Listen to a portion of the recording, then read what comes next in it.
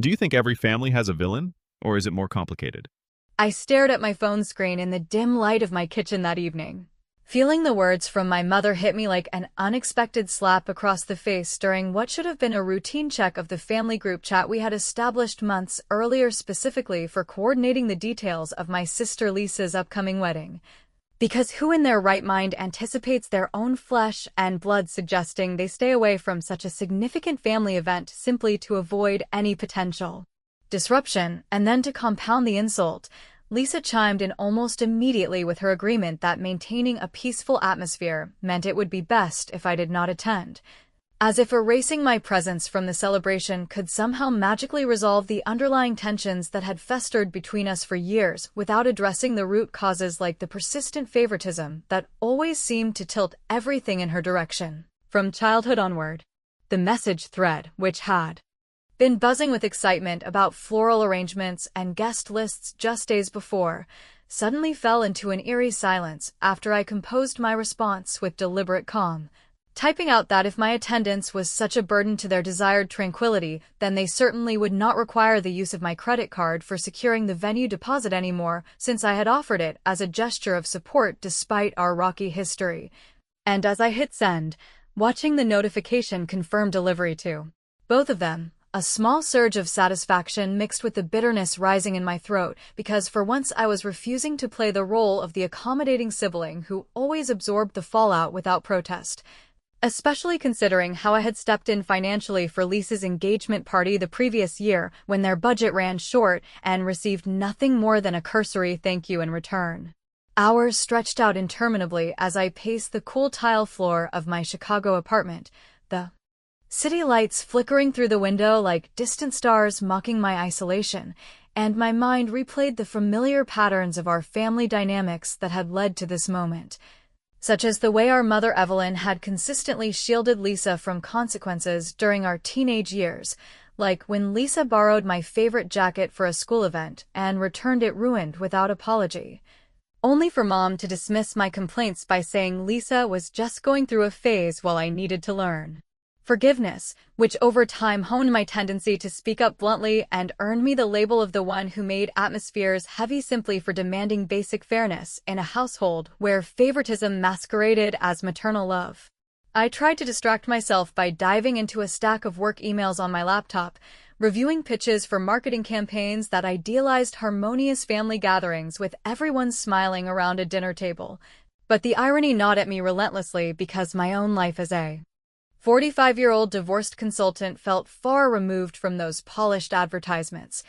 particularly after my split from Tom 5 years ago when the family whispers suggested it was my demanding nature that drove him away rather than his endless overtime and emotional distance, leaving me to navigate solitude with a wit that often bordered on sarcasm to cope with the loneliness that crept in during quiet nights like this one. As the clock ticked past midnight, the prolonged silence in the chat began to feel less like victory and more like the prelude to an impending storm,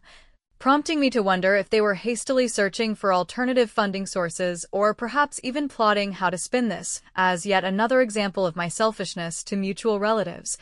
And just when I considered reaching out to a friend for advice to vent the building frustration, my phone vibrated sharply with an incoming call from an unfamiliar number that turned out to be the coordinator at Evergreen Manor, the upscale suburban venue Lisa had chosen for its elegant ballrooms and manicured gardens, her voice laced with urgency as she explained that there appeared to be a critical issue with the deposit payment linked to my card,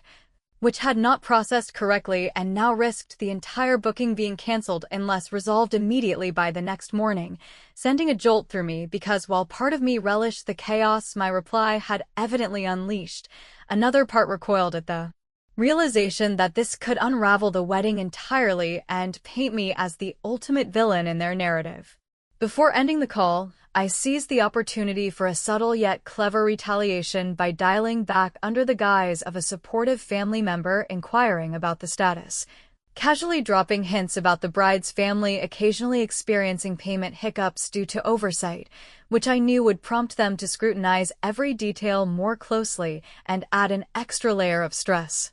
to Evelyn and Lisa's preparations without directly implicating myself. And the satisfaction of that maneuver washed over me like a warm wave, even as a twinge of guilt flickered, because deep down I recognized how my actions might be perpetuating the very cycles of resentment that had excluded me in the first place. Yet as I set the phone down and poured myself a nightcap of herbal tea to steady my nerves, another message pinged through from the chat. This one from Lisa, pleading in fragmented sentences for me to reconsider and provide the card details again before it was too late, but the underlying tone carried an accusation that twisted the knife further, leaving me to contemplate whether this was merely the beginning of a larger unraveling or if hidden undercurrents in our family's financial entanglements were about to surface in ways none of us had anticipated, especially when I noticed a subtle discrepancy in the coordinator's earlier mention of multiple attempted charges that did not align with what I remembered authorizing. Deciding to drive out to my mother's house the following morning after that tense exchange with the venue coordinator felt like staring straight into the heart of the tempest I had helped ignite, because sitting alone in my apartment replaying the silent fallout from the group chat would only amplify the isolation gnawing at me. So I grabbed my keys and hit the road toward the suburbs, where Evelyn still lived in the same colonial-style home that had witnessed countless arguments over the years, its faded blue siding a reminder of how little had changed despite the passage of time since Lisa and I grew up sharing a cramped bedroom filled with the echoes of our sibling rivalries that always seemed to resolve in her favor under Mom's watchful eye. The interstate hummed beneath my tires as fragments of our shared history surfaced unbidden, like the summer when we were 12 and 13 respectively, when Lisa convinced me to cover for her late return from a forbidden party only for Mom to ground me instead after discovering the lie, claiming it built character, while Lisa got off with a mild lecture and an ice cream treat to soothe her tears. An incident that solidified my reputation as the reliable but burdensome one who bore the weight of consequences meant for both of us, and I gripped the steering wheel tighter, recalling how that pattern extended into adulthood, such as when Dad's sudden heart attack left us scrambling with funeral costs and I dipped into my savings to help while Lisa focused on her grief, yet somehow the insurance payout later benefited her more substantially through Mom's discreet reallocations that she never fully explained. Laughter bubbled up unexpectedly at a stoplight when I thought about the absurdity of it all, how Lisa's wedding to Mark, that charming yet evasive real estate agent with his perpetual grin and stories of big deals, had been positioned as the grand family unifier, complete with invitations that promised reconciliation, only for them to pull the rug out by a text because my presence might stir up old debates about fairness, and in response I had wielded the one tool they could not ignore, my financial leverage from the deposit, turning their plea for peace into a scramble that now threatened the entire event's foundation. Pulling into the driveway around noon, I noticed Lisa's sleek SUV parked haphazardly, suggesting they had convened without me to strategize their next move, and as I approached the front door, snippets of raised voices filtered through the screen, words like deposit and sabotage floating out to heighten my resolve to confront them directly rather than let rumors fester among relatives who already viewed me as the prickly divorcee disrupting the harmony. Stepping inside, the familiar scent of Mom's lavender potpourri mixed with the tension hanging thick in the air greeted me, Evelyn turning from the kitchen counter with a face etched in accusation while Lisa lounged on the living room sofa, scrolling her phone, and the discussion erupted almost immediately with Mom demanding to know why I would jeopardize the wedding over what she called a minor family disagreement, her voice laced with that maternal disappointment that always made me feel like the adolescent troublemaker again, despite my 45 years of independence built on a career that demanded precision and accountability. I countered by laying out the hurt plainly, explaining how their exclusionary message had felt like a final erasure of my role in the family after decades of being sidelined for speaking truths they preferred to ignore, such as the uneven division of Dad's estate where Lisa received the bulk of the sentimental items and funds under the pretense of needing stability for her career shifts, while I managed my own life post-divorce without complaint. And though Lisa interjected with defenses about wanting a stress-free day for her guests, including Mark's influential colleagues, I could see the flicker of guilt in her eyes that betrayed the convenience of painting me as the villain. To add a layer of clever retaliation amid the heated exchange, I had prepared in advance by sending an anonymous email to the catering company listed on the wedding website, subtly alerting them to the bride's history of last-minute menu changes based on dietary whims that could complicate their inventory, ensuring a ripple of logistical headaches that would make their preparations anything but peaceful without tracing back to me directly, and the witty satisfaction of that act stemmed from how it echoed their own dismissive text in its understated disruption, leaving me with a private smile even as Mom pressed for the card details to salvage the booking. As the argument wound down with no resolution, I wandered to the bookshelf in the hallway seeking a moment to compose myself, only to notice an old photo album slightly ajar, and flipping through it revealed a yellowed letter tucked between pages. From Dad, dated years before his death, its contents vaguely referencing a family trust intended for equal shares that seemed to have been altered quietly. A discovery that sent a chill through me because it hinted at deceptions deeper than the surface favoritism I had always assumed. Just as I pocketed the letter for later examination, the front door burst open with Lisa storming back in from a brief walk. Her face flushed with fury as she waved her phone and accused me of meddling with the vendors based on a suspicious inquiry call they had received, demanding an explanation right then and there before things escalated further into irreparable damage. Picking up the argument right where it had left off in the living room of my mother's house after Lisa's accusatory entrance with her phone in hand felt like stepping back into a whirlwind that refused to dissipate, because she waved the device in my face detailing a bizarre call from the catering service questioning sudden menu alterations they claimed to have been tipped off about. Her eyes narrowing in suspicion as she connected the dots to my recent arrival and demanded whether I had stooped so low as to sabotage her big day out of spite for the group chat exclusion, while Evelyn hovered nearby wringing her hands and pleading for us to focus on resolving the venue crisis instead of airing more grievances that only deepened the chasm between us sisters who had once shared secrets under the covers during childhood sleepovers. I denied involvement with a straight face, feigning surprise at the vendor's overreaction while inwardly chuckling at the precision of my anonymous email that had indeed stirred the pot just enough to create logistical ripples without leaving fingerprints, and as the tension mounted with Lisa pacing and recounting how this latest hiccup came on top of the deposit fiasco that my withholding had triggered, I seized the moment to pivot the conversation toward their own accountability by reminding them of the joint family account Dad had established for emergencies like this, one that I had assumed was dormant after his passing, but now wondered if they had accessed without my knowledge given the coordinator's mention of multiple failed charges. The exchange devolved into a cacophony of overlapping voices, with Mom defending Lisa's need for a flawless wedding to impress Mark's professional circle of investors and realtors who could boost his career, while I countered that true family support meant transparency rather than sidelining the one member who had consistently bailed them out financially, such as covering half the down payment on Lisa's first apartment when her impulsive job quits left her short, only to be repaid with indifference when my own divorce proceedings drained my resources, and they offered little more than platitudes. Storming out shortly after to escape the suffocating air of blame, I retreated to my car and drove back toward the city with my mind racing through potential next steps, because if they viewed my presence as a heaviness, then I would demonstrate how absence could weigh even more heavily through calculated disruptions that highlighted their vulnerabilities,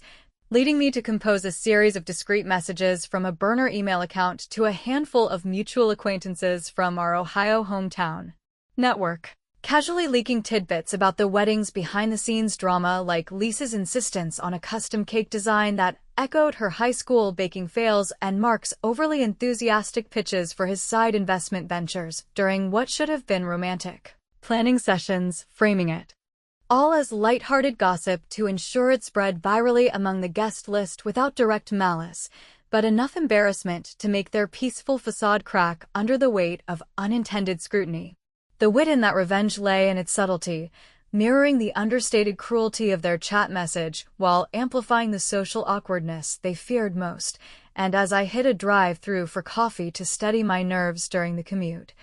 a wry smile crossed my lips at the thought of Lisa fielding awkward questions from cousins who now pictured her bridal choices through a lens of relatable imperfection rather than untouchable bliss, even though a nagging voice inside questioned whether such Pettiness aligned with the independent woman I had built myself into after years of therapy sessions unpacking the scars from our family's tilted scales. Arriving home to my lakeside condo as dusk settled, I settled into my home office to review my bank statements on a whim, prompted by the earlier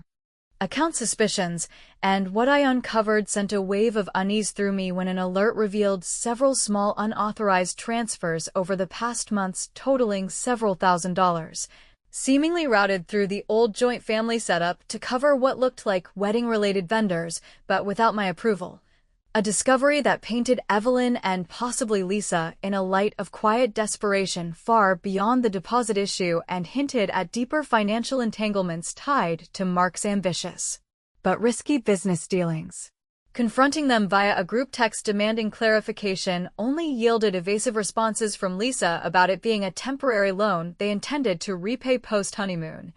But the ambiguity fueled my growing resolve to dig further, while the uncertainty of their true motives began to erode any lingering sympathy, making me ponder if my revenges were merely defensive strikes or the start of an unraveling that could expose fractures none of us were prepared to face. Just as I was about to call my financial advisor for advice on securing the account, my phone rang with Evelyn's name flashing on the screen, her voice breaking into sobs from the outset as she whispered about a grave family mistake from years ago that had set all this in motion and now threatened to destroy everything if it came to light during the wedding preparations. Answering Evelyn's sobbing call late that evening from the comfort of my dimly lit living room, where the glow of my laptop screen still displayed the suspicious bank transfers I had just documented,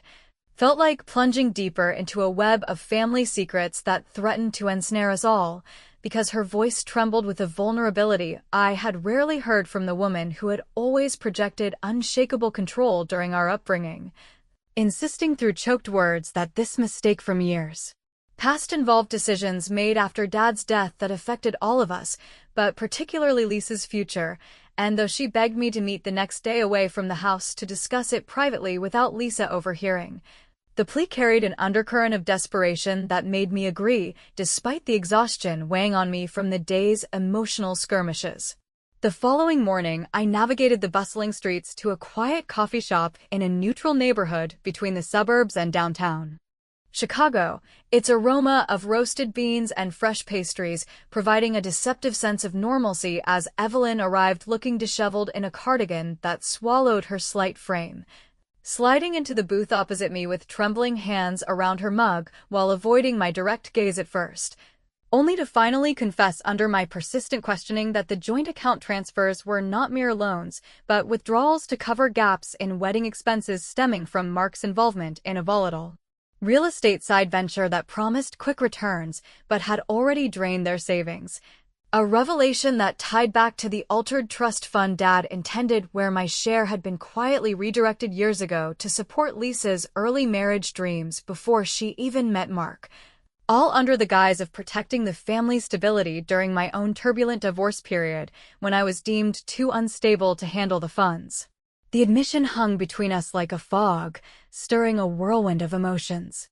From betrayal over the financial manipulations that explained so many of the imbalances I had endured, such as why Lisa always seemed to land on her feet with new opportunities while I pieced together my career amid setbacks, to a reluctant empathy for Evelyn's role as the mediator caught between favoritism and fear of losing her other daughter entirely if the truth erupted now. And as we parted with an uneasy truce where she promised to repay the siphoned amounts once the wedding passed, I found myself grappling with the dilemma of whether to crash the event uninvited as a bold statement of inclusion or stay away to avoid confirming their narrative of me as the disruptive force. A choice that twisted my gut because attending could force the confrontations needed for closure while absence might solidify my exile in their eyes forever. Driving back through the afternoon traffic, the weight of that conversation fueled my next calculated revenge, prompting me to dial Mark from a blocked number, posing as a longtime family friend who had heard whispers about the wedding and wanted to offer congratulations while subtly inquiring about his professional life, steering the chat toward his investment pitches with feigned interest that drew out details of a multi-level marketing scheme disguised as property flips targeting middle-aged couples like our relatives. exposing flaws in his assurances of low-risk gains that reeked of the very pyramid structures financial advisors warned against, and I ended the call by anonymously forwarding a sanitized summary of our exchange to Lisa's maid of honor via a throwaway account, crafting it as concerned advice from an outsider to plant seeds of doubt in their idyllic union without overt accusation, the cleverness lying in how it undermined Mark's charm from the periphery, much like their chat had sidelined me, bringing a sardonic grin to my face even as I acknowledged the moral gray area of meddling in her happiness to balance the scales of past slights. By evening, the pre-wedding frenzy escalated through a barrage of texts from distant cousins sharing circulated rumors about the venue's payment woes and Mark's overly sleazy demeanor at the rehearsal dinner, heightening the uncertainty as I paced my condo debating my role in the unfolding drama, because while the clues about his side hustle painted a picture of potential catastrophe for Lisa's fresh start, they also mirrored the risky decisions Evelyn had made with Dad's legacy that now burdened me with choices between vengeance and vague reconciliation. Settling into bed with a novel I could not focus on, my mind replayed the day's disclosures and the witty satisfaction of my latest maneuver. Yet a deeper conflict brewed over whether exposing these threads would liberate me from the heaviness they accused me of or merely entangle me further in a cycle of retaliations that no one truly won, especially when another bank alert pinged about a halted transfer attempt linked to the wedding florist, suggesting Evelyn's attempts to patch things without full disclosure. As sleep finally claimed me, the first rays of wedding day light filtered through my curtains, accompanied by an urgent voicemail from the venue coordinator describing an emergency alert about overlapping bookings and structural concerns that could force a last-minute relocation unless resolved on-site immediately, pulling me upright with a surge of adrenaline as I realized the culmination of our tangled histories was about to unfold in real time whether I chose to show up or not. Waking to the insistent buzz of my alarm on the morning of Lisa's wedding, with the venue's urgent voicemail echoing in my mind about potential booking overlaps and immediate on-site resolutions needed to prevent cancellation, propelled me out of bed and into action despite the internal tug-of-war between staying away to honor their exclusion and showing up uninvited to reclaim my place in the narrative they had tried to erase. Because after the revelations from Evelyn about the redirected trust fund and Mark's shady investments, I could no longer pretend the family's fractures did not demand my presence to either mend or shatter them definitively amid the floral arches and string quartet melodies that symbolized the unity they craved without me. Dressed in an understated gray sheath that allowed me to blend among the arriving guests at Evergreen Manor, I slipped through the side entrance around mid-morning, the air thick with the scent of peonies and anticipation as distant relatives chatted in the foyer about the couple's whirlwind romance, and positioning myself near the back pews of the ceremony hall, I watched Evelyn adjust Lisa's veil with a mix of pride and concealed anxiety, while Mark stood at the altar exuding that polished confidence masking his financial tightrope, the officiant's words about eternal bonds ringing hollow against the backdrop of secrets I now held like cards in a high-stakes game. As vows exchanged and applause rippled through the room, a subtle nod from the coordinator toward the front suggested the emergency had been averted through some last-minute scramble, perhaps Evelyn's desperate wiring or Mark's dubious contacts pulling strings. But the undercurrent of tension lingered in the way guests whispered about minor delays, fueling my resolve to orchestrate a final revenge during the reception that would expose the illusions without descending into outright confrontation, because if they wanted peace, I would deliver a toast-worthy truth, wrapped in the guise of sisterly affection to flip their narrative on its head. Transitioning to the grand ballroom for cocktails and hors d'oeuvres, where crystal glasses clinked and laughter masked the growing unease from circulated rumors I had helped seed, I circulated quietly among clusters of aunts and uncles from our Ohio roots, dropping casual asides about the wedding's resilient spirit overcoming financial hiccups that echoed real-life family trials many of them had faced in their own midlife squeezes like mortgage crunches or kids' college debts, building a rapport that positioned me sympathetically when the time came for open toasts, prompted by the DJ's invitation for heartfelt shares. Seizing the microphone during a lull after Mark's effusive speech on new beginnings, I stepped forward with a composed smile, congratulating Lisa on her day while weaving in a witty anecdote about our childhood squabbles over shared toys that always ended with Mom mediating unevenly, then pivoting to the present with a lighthearted admission that family deposits, both emotional and literal, often came with unexpected strings attached, alluding to the joint account withdrawals and trust alterations without naming names, but enough to spark knowing glances among those in the know, and the clever satisfaction bloomed as Lisa's face paled and Evelyn shifted uncomfortably. The revelation landing like a gentle bombshell that satisfied my thirst for payback by humanizing their deceptions. Through relatable humor rather than venom, even though I sensed the audience's mixed reactions, some chuckling at the irony while others shot me disapproving looks for dredging drama on such a milestone. The fallout unfolded swiftly as the reception hummed on, with Mark pulling Lisa aside for hushed arguments and Evelyn approaching me later in a quiet alcove to hiss about how my words had nearly derailed the joy they fought for, confessing in fragmented bursts that the family mistake traced back to Dad's will being amended post-diagnosis to shield Lisa from an impending real estate scam he had unwittingly backed, one that Mark now echoed in his ventures, leaving the redirected funds as a protective measure that unfairly burdened me but stemmed from love twisted by fear rather than malice. A partial truth that softened the edges of my anger yet left gaping questions about whether full transparency could have prevented the exclusion or if their secrecy was the true heaviness weighing us down. As the cake-cutting proceeded amid forced smiles and early departures from guests sensing the undercurrents, Lisa finally confronted me near the exit,